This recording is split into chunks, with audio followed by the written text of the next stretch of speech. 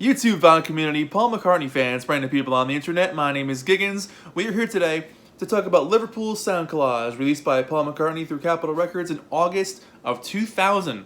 This thing is 22 years old now. This is a fascinating piece of music in Paul's discography that gets looked over constantly because it's a collage. It's an ambient psychedelic trip that was designed to support an art exhibition for Peter Blake. Peter gave him a call and said, "Hey, Paul, can you put something together for this art show I'm doing?" Paul said, "Yeah." He got together with Super Furry Animals, his friend Youth, and the Beatles, and put together this fascinating piece of work. And I say that because I'm a big fan of Paul's stuff with the Fireman, the projects he did with Youth, where he experiments more. He uses samples, not really, no, yeah, I guess you could call them samples. He just lets loose. He's not writing a pop song. And hearing him experiment is always so fun because he was a very experimental Beatle, except John kind of had more of his stuff out there on the albums to show that he was a more experimental one. So they both were, but it's really an interesting listen. What's cool about this too is that while Paul created new elements for these tracks, he also uses stuff from his back catalog, including the Beatles, including chatter and like bits and pieces of some of their music in the background as well. But a lot of that stuff coming from the Think for Yourself sessions in 1965. And one of my favorite elements of this thing is when Paul interviews people from Liverpool, because he actually mentions that he's making this Liverpool thing for Peter Blake. And it's really cool hearing him talk to like just people on the street. It's really fun. It opens up with Plastic Beetle, which starts off with traffic sounds that do appear much later in the collage, but it's got this really scaly, cold synth work that kind of permeates through. I get a little bit of that McCartney 2 vibe on this thing. Talking Beatles, sound effects fading in and out, punchy drums. It's a groover the whole way through. It's really cool. And it also introduces the Free Now refrain that happens throughout all these songs that eventually, culminates in the last track. But a great little opener there.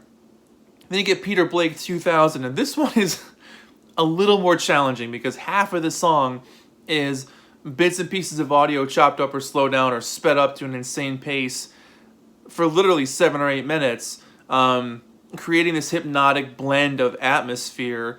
And it's pretty trippy, but it's also kind of like, I guess you have to be in the mood for it. Let's put it that way. It's okay. And then it falls to this extended portion of Free Now over these really big pulsing drums. Definitely sounds like Paul playing those drums. That kind of rhythm, definitely a Paul rhythm. But it sounds like something that Avalanches would be really inspired by. Like they would have heard this and be like, "Ooh, we can do that." This song for me is a bit excessive, but I understand its length. It was meant to be for the art show. It was meant to take up space and time, so I get it. Track 3 on this thing is called Real Gone Dub, Made in Manifest, and the Vortex of the Eternal Now. Super catchy title. And this one's cool. Spacey, synthy, robotic sounds kind of gurgle their way over this solid drum beat. The bell of the cymbal is used a lot, which I like that element used. It's very cool, very effective. More Beetle chatter, and introduces a line, "John's just broken a string," which is repeated pretty often in this one as well. It gets real groovy and gets real heavy near the end. Lots of great use of empty space on this one. Truly an interesting track, and this is one of the ones that Youth helped him put together, and this one it's a fantastic song. For being 16 minutes, it really does take you on a trip. Track 4 on here, Made Up, is credited to just Paul McCartney and the Beatles. And this one is probably one of my favorite tracks on the album. It's really cool to hear Paul interview common people in the Liverpool streets, and he straight up is like, "What do you think of the Beatles? Or what do you think of this? What do you think of that?" They're talking about chips. They're talking about life in general. They're talking about Liverpool. Paul asks them what his favorite city in the world. The customers. Paul asks people what their favorite city in the world is or where they like to live. It's a really cool slice of life. Definitely arty collage kind of stuff. He asks someone to sing "Mary Had a Little Lamb." He also sings a little bit of Maggie May. The parts near the end where they use cars honking and people yelling as a percussive instrument is fascinating. That's one of the coolest parts on the whole album for me. But yeah, I love Made Up. What a cool little track. Oh, cool. It's 13 minutes long. The shortest song on the album is the last song. And this is the closest thing to a pop song you get on this thing because in its construction, it's a little bit more pop-oriented, if you will. Yeah, only 3 minutes and 28 seconds, but it's called Free Now, and it's the theme that has run through this entire experiment. And we later discovered in 2017, this is actually from on that Sgt. Pepper massive box set. You hear him sing a bit of that Free Now stuff on that box set, which is pretty cool. So now we knew where it came from. But, you know, the phrase is repeated over and over, but it's such a catchy phrase. You know, free now, gotta get free now. It sticks in your head forever. It's a groove. Good little ambient sound effects on this thing as well. Good reverb on the drums. Backwards piano. Can't go wrong with that. It's a bright, chill song. And it's over before you know it because it's so short. But this album, for being 5 songs long, clocks in at almost an hour. And it's funny because it doesn't even mention Paul McCartney's name on the front or the side of the spine. It does say produced by Paul McCartney. And I remember picking this thing up back in the day and seeing it in the Paul McCartney section for a while there and being like, what is this? Until I finally flipped it over and saw the Beatles. Paul McCartney and the Beatles. What is this? I was really like, the hell is this thing? So this came out in 2000. I probably got it when I was in high school or early college. So it would have been in the first 6 or 7 years of it being out. And I never read anything about it. No one talked about it. It just kind of existed and no one really mentioned it. I remember picking it up for the first time being like, what am I listening to? Like, what the hell is this thing? And at the time, I wasn't super into it. And it's not something I put on that often, but it definitely, when I do put it on, it's an experience. It's a trip. It's good to have on in the background, which is exactly what it was meant for. You're looking at the art pieces, and having something kind of spacey and weird and far out in the background is the cherry on top to an already experimental atmosphere.